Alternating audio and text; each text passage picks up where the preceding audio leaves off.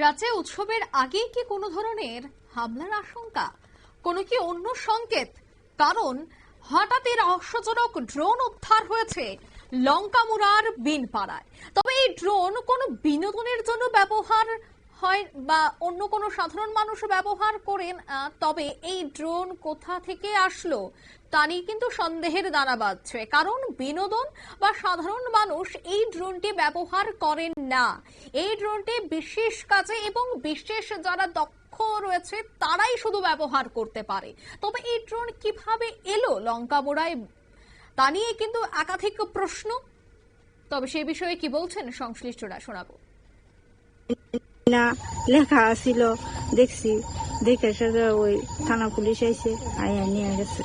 ভয় পেয়েছেন না?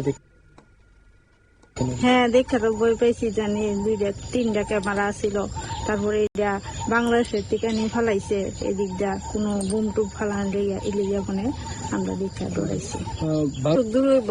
2 কিলোমিটার 1 কিলোমিটার। আর এয়ারপোর্টটা এয়ারপোর্টটা কই 2 কিলোমিটার।